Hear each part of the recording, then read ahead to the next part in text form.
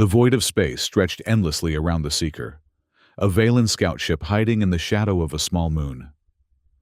Captain Gray stood motionless before the main viewport, green skin reflecting the dim emergency lighting, yellow eyes fixed on the darkness beyond. Behind him, the bridge crew worked in tense silence, monitoring systems and scanning for moored vessels. The ship's hull bore fresh scars from their last encounter, a hasty retreat that had cost them 2 escort vessels. "Status report," Gray said, not turning from the viewport.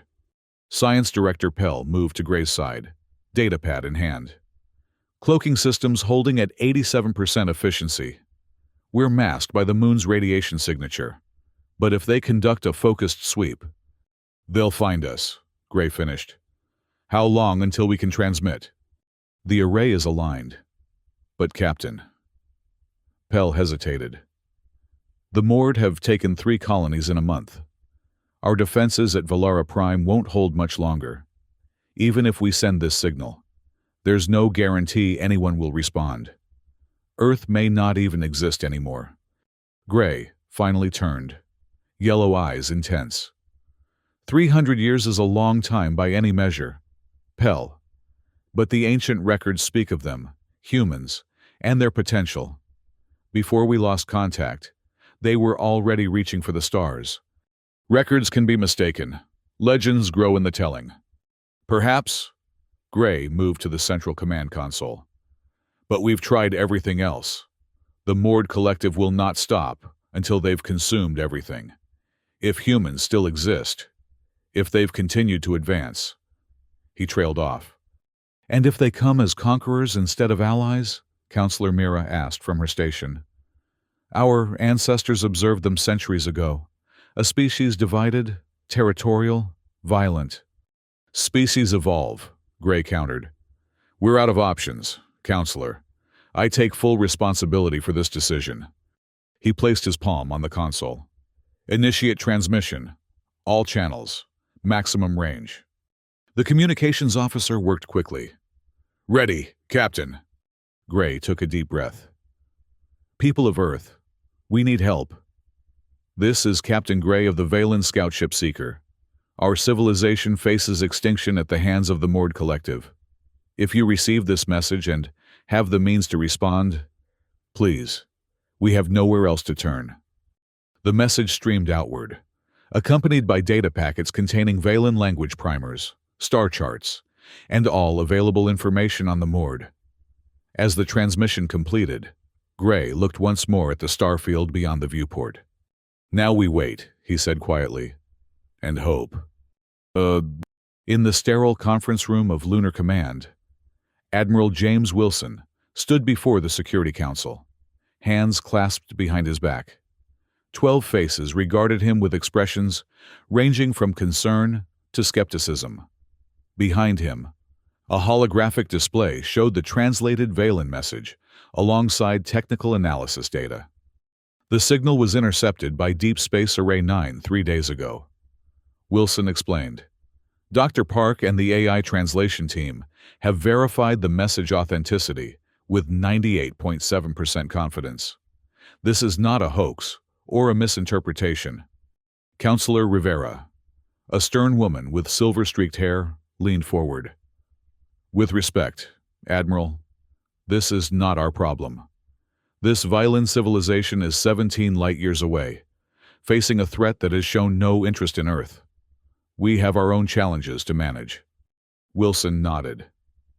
"I understand your position, Counselor, but the data packets contain disturbing information about this Mord Collective. They're a hive mind species with remarkable adaptive capabilities and quantum-linked shield technology. They've systematically conquered 3 star systems in the past decade alone." "And you believe they would eventually come here?" asked another counselor. "I believe," Wilson said carefully, "that if they destroy the Valen, they become stronger. And sooner or later, they'll expand in our direction. The universe is vast, but not infinite." The room fell silent as the council considered his words. Finally, Council Chair Nakamura spoke. "What are you proposing, Admiral?" Wilson straightened. I propose we deploy the Third Fleet. 50 vessels including 3 dreadnoughts, 15 cruisers, 20 destroyers, and 12 support ships. Under my command. We have the technology to make the journey in under 2 weeks. A murmur rippled through the council members. 50 ships, Rivera repeated incredulously. Nearly a quarter of our deep space forces, sent to fight someone else's war? To prevent that war from reaching our doorstep, Wilson countered, and to establish an alliance with a civilization that could become a valuable ally. Chair Nakamura studied Wilson thoughtfully. You seem quite convinced of this course, Admiral. I am. The data suggests the Valen are a peaceful species with technology complementary to our own. Their star system is rich in resources we currently lack. Strategic considerations aside, they've asked for our help. If humanity has evolved beyond our violent past, shouldn't we prove it? After hours of debate, the Council voted 8-4 in favor of intervention. Wilson was given operational command, with Commander Jack Reed to lead the combat group aboard the UES Deterrent. As the meeting adjourned, Rivera approached Wilson. I hope you know what you're doing, James, she said quietly. If this goes wrong, it won't just be ships we lose. Wilson nodded. I know the risks, but sometimes reaching out a hand is the right thing to do, even across 17 light years. Commander Jack Reed studied the holographic display in his quarters aboard the UES Deterrent, scrolling through the Valen data on the moored collective. 17 light years to travel, and precious little time to prepare for an enemy unlike any humanity had faced before. A soft chime announced a visitor. Enter, Reed called. Dr. Anna Miller stepped inside, her dark hair pulled back in a practical bun. As the fleet's foremost expert in xenobiology, she'd been analyzing the Valen biological data non-stop since the mission briefing. Commander, she greeted him. I've found something interesting in the Valen transmissions. Reed gestured to the chair across from him. Please. Miller sat, placing her datapad on the table between them. The moored operate as a hive mind, but not like anything we've theorized. Their neural network has a quantum basis, instantaneous communication across vast distances. It's why their ships coordinate so perfectly, making them formidable opponents, Reed noted. Yes, but it's also a potential weakness. Miller brought up a series of complex molecular structures. Their communication relies on specific resonance patterns. If we could generate a counter-frequency, a resonance disruptor, we might temporarily sever their connection to the hive. Reed leaned forward, interested. Could we develop something like that in time? Possibly. The Valen data includes partial frequency analyses from captured moored technology. With our phase-shift weapons technology, we might be able to do more than just penetrate their shields. We could disrupt their entire command structure. Reed nodded slowly. Work with engineering. Make this your priority. He stood and moved to the viewport, watching as the last support vessels joined the formation.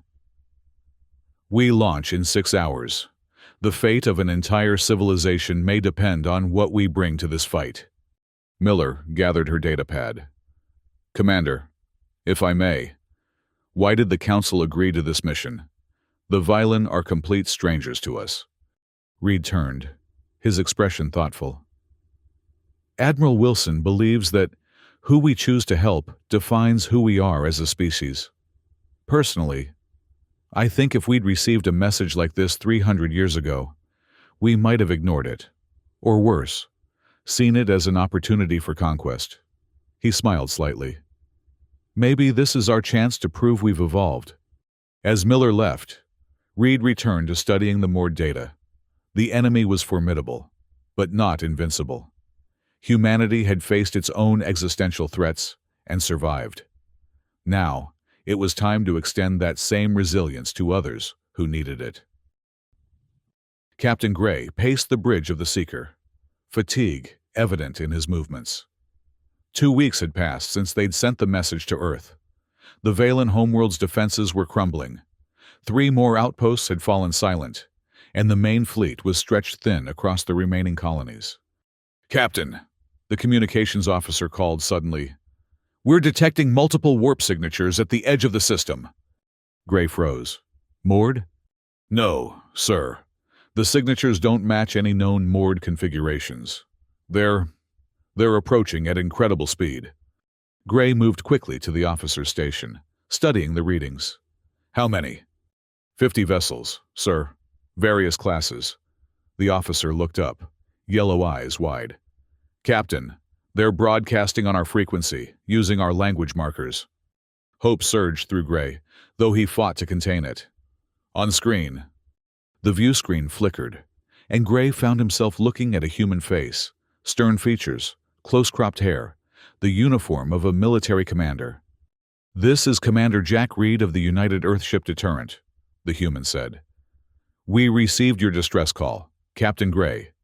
The Earth Defense Fleet is here to render assistance." For a moment, Gray couldn't speak. Around him, the bridge crew stared in stunned silence at the image of the human commander and the readings showing the massive fleet that had appeared at the edge of their system. "Commander Reed," Gray finally managed, "your arrival is unexpected. We had hoped, but weren't certain Earth still existed, much less possessed the capability to reach us." Reed's expression softened slightly. "We've come a long way in 300 years. Captain, your message contained coordinates and technical data that helped us locate you. We're sending a delegation to meet with you and discuss the situation. With your permission, of course." Gray straightened, feeling the weight of his species' future on his shoulders. "Permission granted, Commander, and thank you. Your response to our call means more than you can know." As the communication ended, Counselor Mira approached Gray, her expression troubled. "Can we trust them, Captain? They've sent a war fleet." "They've sent aid, Counselor," Gray corrected. "Just as we asked." He looked around at his crew, seeing the first glimmers of hope in their eyes after months of retreat and loss. "Prepare to receive their delegation. It's time we met the people of Earth face to face." The human shuttle docked with practiced precision against the Seeker's airlock. Reed led a small delegation consisting of Dr. Miller, Lieutenant Maria Diaz, and 2 security officers. As the airlock cycled, Reed took a moment to prepare himself for his first encounter with a non-human intelligence. The inner door slid open, revealing Captain Gray and 2 Violin officers.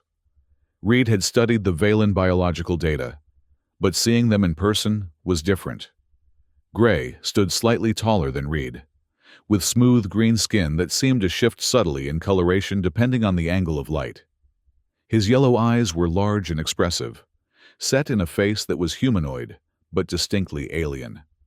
Reed stepped forward and offered a formal bow, a gesture the Valen data suggested was acceptable across their cultures. "Captain Gray, I'm Commander Jack Reed. This is Dr. Anna Miller, our xenobiology specialist, and Lieutenant Maria Diaz, who leads our scout squadrons." Gray inclined his head in return.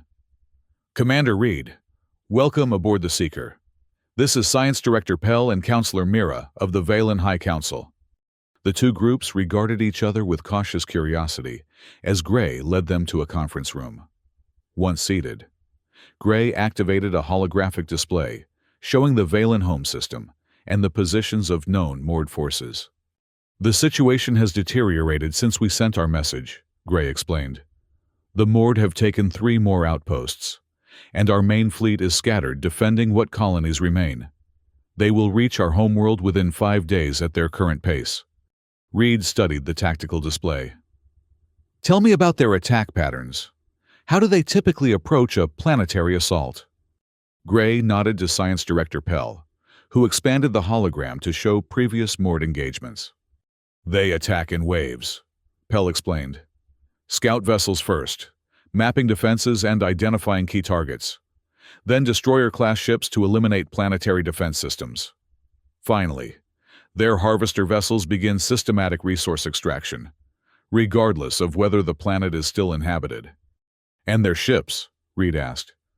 The data you sent mentioned quantum-linked shields and plasma-based weapons. Yes, Gray confirmed. Conventional weapons cannot penetrate their shields. Even our most advanced energy weapons barely disrupt them. Reed exchanged glances with Dr. Miller, who nodded slightly. We may have a solution for that, Reed said. Our phase shift technology allows our weapons to briefly exist in a different quantum state, potentially bypassing their shields entirely. Hope flickered in Gray's yellow eyes. If that's true, it would give us a fighting chance. But the Mord adapt quickly. Any advantage we gain might be temporary. Then we'll need to make it count, Reed replied. He leaned forward. Captain, my orders are to assist in the defense of your homeworld and to establish a formal alliance between our peoples. We're prepared to coordinate with your remaining forces, but we'll need full access to your tactical data and command communications. Counselor Mira stirred. Commander, forgive my directness, but why has Earth chosen to help us? What do you hope to gain from this alliance? The question hung in the air. Reed considered his response carefully. 300 years ago, humanity was divided, fighting among ourselves over resources and ideology. We nearly destroyed our own planet before we learned to work together. When we finally reached for the stars, we made a promise to ourselves that we would not bring our worst tendencies into the cosmos. He gestured to the tactical display showing the Mord advance. The Mord represent everything we fought to overcome: conquest without conscience, expansion without consideration. If they're allowed to consume your civilization, they'll only grow stronger. Eventually, they'd reach Earth. But more than self-interest, we help because we can, because that's the kind of species we're trying to become. Gray studied Reed for a long moment, then nodded. Well said, Commander. Let us hope both our peoples live long enough to benefit from such wisdom. He turned to Science Director Pell. Give the humans full access to our tactical networks and remaining fleet communications. It's time we prepared for battle. Lieutenant Maria Diaz piloted Scout 7 through the debris field at the edge of the Valen system, navigating with precision between floating chunks of rock and ice. Behind her vessel, 2 more Earth Scout ships followed in tight formation.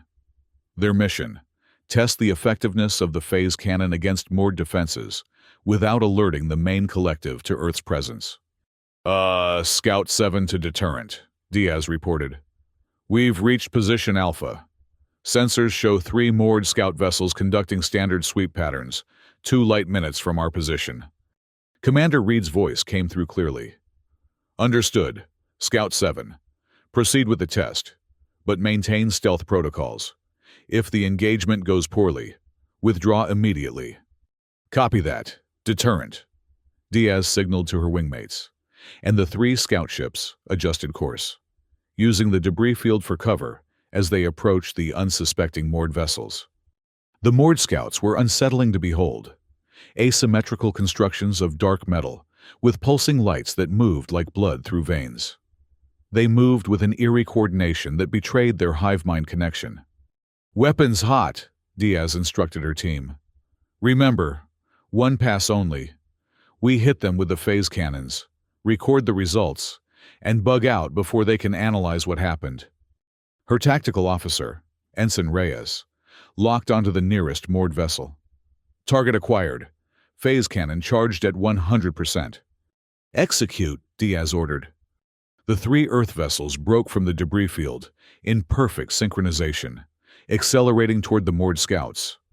Before the enemy could react, brilliant beams of energy sliced through space, not the familiar blue of standard energy weapons, but a shifting purple-white that seemed to flicker in and out of existence. The phase beams struck the Mord vessels. For a split second, nothing happened. Then the beams simply appeared inside the Mord shields, cutting deep into their hulls. 1 scout ship immediately lost power, its lights fading as it began to drift. The second suffered catastrophic damage to its propulsion system, spinning wildly as secondary explosions rippled across its surface. The third managed to turn, its own weapons charging, but a second volley from Diaz's team penetrated its shields as easily as the first. The moored vessel shuddered, then exploded in a brilliant flash of energy. "All targets neutralized," Reyes reported, disbelief evident in his voice. "Clean hits, sir. The phase cannons penetrated their shields like they weren't even there." Scout 7 to deterrent," Diaz transmitted. "Test complete. Phase technology is confirmed effective against moored shields. 3 enemy scouts destroyed. No damage to our vessels." As they raced back toward the Valen defensive line, Diaz allowed herself a small smile. For the first time since this mission began, she felt they might actually have a chance. In the command center aboard the UES Deterrent, Reed and Gray studied the tactical display showing the combined Earth-Valen defense fleet positioned in orbit around the Valen homeworld.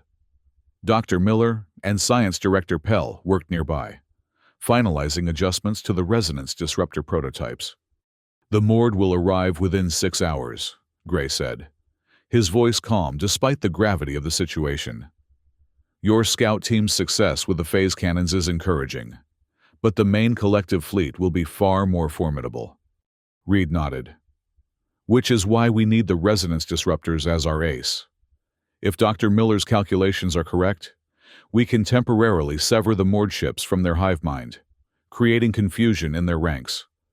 "And if it fails?" Gray asked. "Then we fight conventionally," Reed replied. "But make no mistake, Captain, we didn't come all this way to lose." Gray studied the human commander. "When my ancestors observed Earth centuries ago, your people were still using chemical rockets and fighting over arbitrary planetary divisions. Now you command vessels that can cross 17 light-years in days and weapons that may save my entire species." "We've had our share of near-extinction moments," Reed said. "They have a way of focusing a species' priorities." Their conversation was interrupted as Dr. Miller approached, holding a small device emitting a soft blue glow. "We've finished the final calibrations," she announced. "The resonance disruptors are ready for deployment. We've installed the main unit on the Seeker as planned, with secondary units on 12 Earth vessels distributed throughout the fleet." "Will they work?" Gray asked. Miller exchanged glances with Science Director Pell. "In theory, yes. The frequencies we've isolated should disrupt the quantum entanglement the Mord use for their hive mind communication. But we won't know for certain until we activate them against the actual collective." "A calculated risk," Gray said, "but one worth taking." Reed turned to his communications officer. "Signal all Earth vessels, battle stations, and inform Admiral Wilson that first contact with the enemy is imminent." As the command center erupted into activity, Reed caught Gray watching him. The Valen captain's expression was unreadable, but there was something like hope in his yellow eyes. "Your people have traveled across the stars to fight alongside strangers," Gray said quietly. "Whatever happens next, Commander Reed, know that the Valen will remember this." Reed nodded solemnly. "Let's make sure it's a memory of victory, Captain." The void of space around the Valen homeworld glittered with the running lights of the combined defense fleet. 50 Earth vessels and the remaining 27 Valen ships had formed a protective barrier.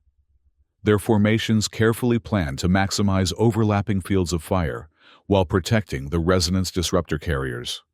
In the Deterrence Command Center, Reed watched as the long-range sensors detected the approaching Mord fleet. 112 Mord vessels detected, the sensor officer reported, including 6 command ships, 35 destroyers, and multiple support craft. They formed into attack clusters, standard Mord assault formation according to Valen tactical data. Reed opened a fleet-wide channel. "All vessels. This is Commander Reed. The enemy approaches in force, but they face something they've never encountered before. The combined strength of Earth and Valen. Hold formation until my mark. Then execute attack pattern echo. Weapons free on my command." The minutes ticked by with excruciating slowness as the moored fleet approached. Their ships were even more disturbing en masse. Dark, asymmetrical constructions that seemed to absorb light rather than reflect it, moving with the perfect coordination that only a hive mind could achieve. "They're entering weapons range," the tactical officer announced. Reed nodded. "All vessels, hold position." He glanced at Gray, who stood beside him on the command deck. "Ready, Captain?" Gray's expression was resolute.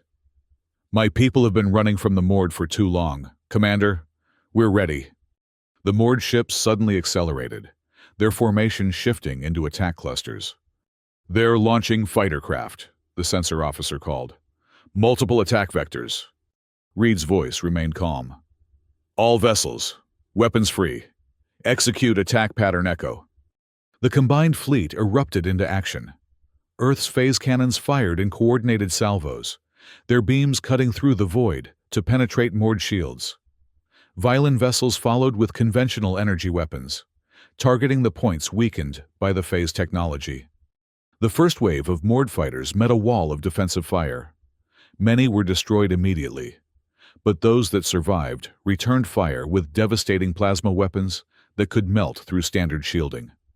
"Violin cruiser Solace is taking heavy damage," the communications officer reported.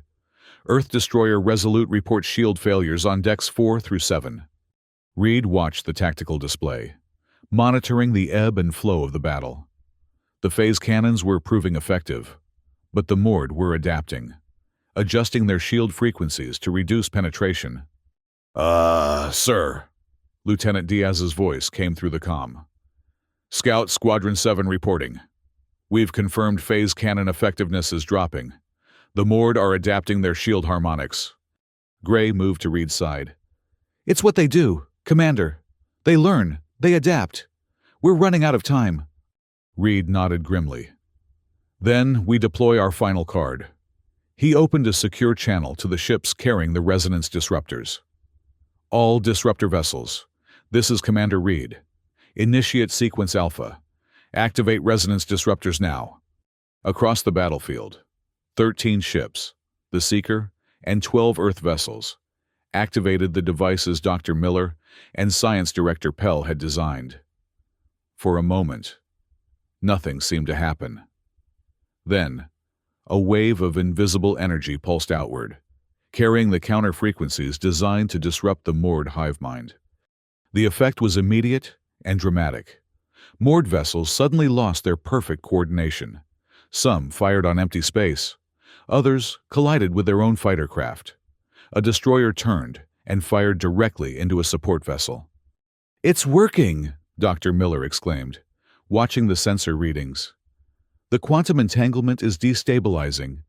They can't maintain hive mind coherence." Reed didn't hesitate. "All vessels, concentrate fire on the command ships. Take them out while they're vulnerable." The combined fleet surged forward, focusing overwhelming firepower on the 6 moored command vessels that served as local nodes for the hive mind. Phase cannons cut through their weakened defenses, followed by conventional weapons that tore into their exposed systems. One by one, the command ships exploded in brilliant flashes of energy. With each destruction, more moored vessels fell into disarray, their coordinated assault dissolving into chaos. "Sir, the remaining moored vessels are attempting to withdraw," the tactical officer reported. "They appear to be falling back to secondary positions." "Do we pursue?" Gray asked. Reed studied the tactical display. Both fleets had taken heavy losses. 23 Earth ships had been destroyed or severely damaged, along with 15 Valen vessels. The resonance disruptors had given them victory, but at a high cost. "No," Reed decided. "We've won this battle, but our fleet is in no condition for extended pursuit. Signal all vessels to maintain defensive positions around the planet. Search and rescue teams to begin recovery operations immediately." As the commands were relayed, Reed turned to find Gray watching him with an unreadable expression. "Your people fought well, Commander," the Valen captain said quietly. "You kept your promise." Reed nodded. "This is just the beginning. Captain, The Mord will return, likely with countermeasures against our current tactics. But next time, we'll be better prepared, together. Gray extended his hand in the human gesture he had studied.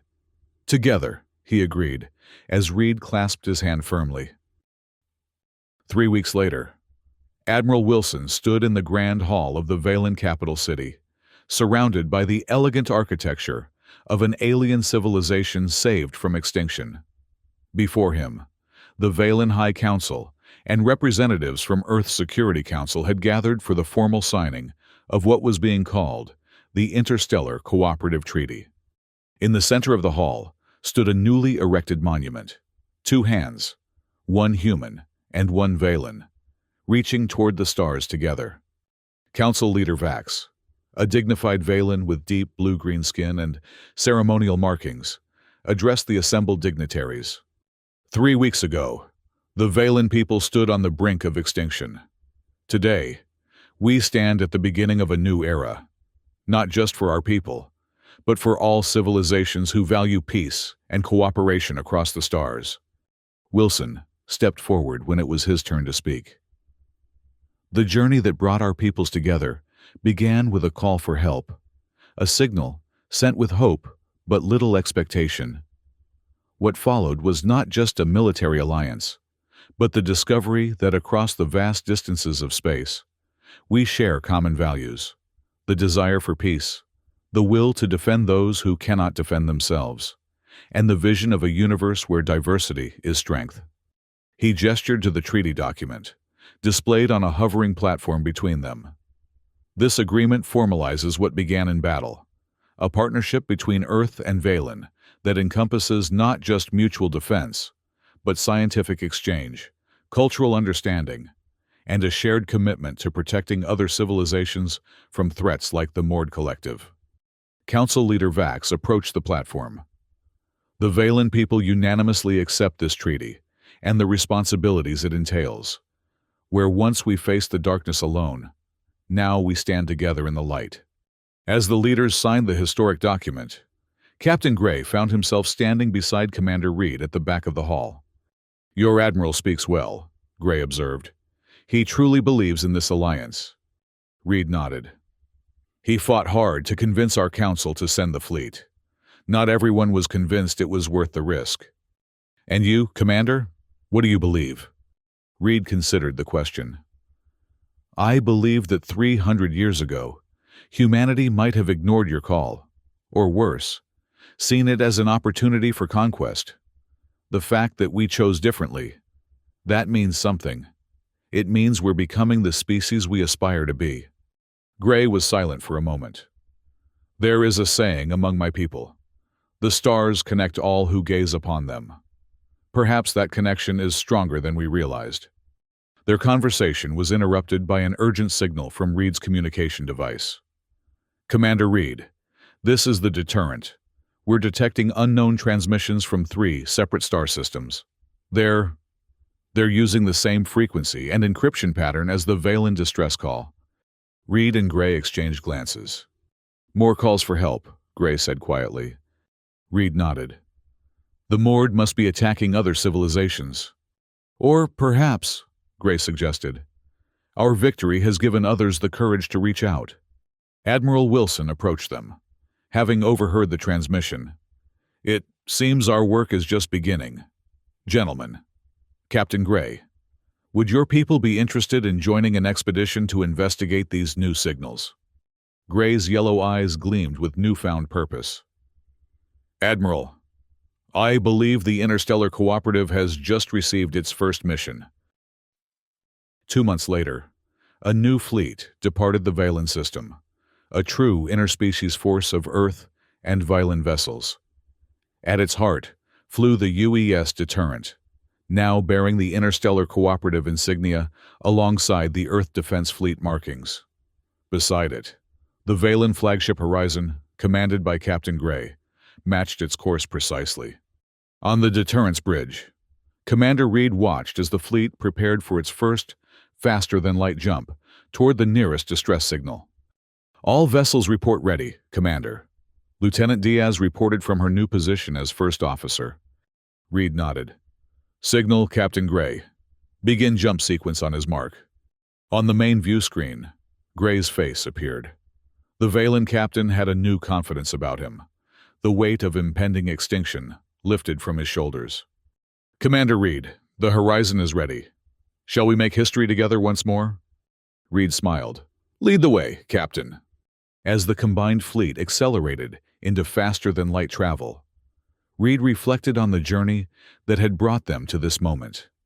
A desperate call across the stars, a leap of faith, and now the beginning of something greater than either of their civilizations had imagined. Behind them, the Valen homeworld shone like a beacon, its continents now dotted with Earth diplomatic missions and research outposts. Before them lay unknown stars, new civilizations, and the promise of a united front against the darkness. The Mord Collective had sought to consume the Valen, never imagining that their actions would instead spark the creation of something unprecedented, an alliance that would soon extend beyond two species to embrace many. Somewhere in the void, other voices called for help, and this time they would not call in vain.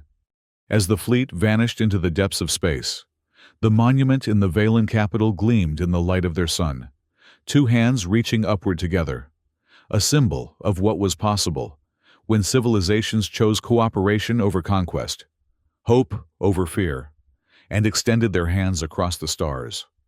The universe, vast and often cruel, had birthed countless civilizations. Many had fallen, others had turned to conquest. But on this day, humanity and the Valen had chosen a different path, one that might, in time, transform the very nature of interstellar relations. It had begun with a desperate call for help. It would continue as something far greater, a journey of discovery, protection, and shared purpose that would echo across the stars for generations to come. On the bridge of the horizon, Captain Gray stood watching as the combined fleet traveled through the faster-than-light corridor. The resonance disruptors had been refined, the phase cannons improved. Whatever awaited them at their destination, they were better prepared than ever before. Science Director Pell approached, datapad in hand. Captain, we've analyzed the distress signals more thoroughly. There are variations in the encryption that suggest 3 distinct civilizations, not just one. 3 new potential allies, Gray mused, or 3 species in need of rescue. Does it make a difference? Pell asked. Gray considered the question, thinking back to the desperate moment when he had sent Earth that first signal. Hope mingled with desperation, uncertain if anyone would answer. No, he decided. It doesn't. Either way, we answer the call. On the command console, a communication indicator flashed. It was Reed, suggesting a planning session for their arrival strategy. Gray smiled slightly. The humans were always planning, always preparing, a trait that had served them well in battle against the Mord. As the stars streaked past outside, Gray felt something he hadn't experienced in a long time, anticipation untainted by dread. Whatever challenges lay ahead, they would face them not as isolated species, but as something new, a coalition of the willing, extending their reach across the stars. The Mord had sought to devour his people. Instead, they had inadvertently created the very thing that might one day lead to their own defeat, an alliance that grew stronger with each new voice that joined the chorus. Gray opened the channel to respond to Reed. It was time to plan their arrival at the next distress signal, time to extend a hand to another civilization in need. The journey continued, the stars beckoned, and this time, no one would face the darkness alone.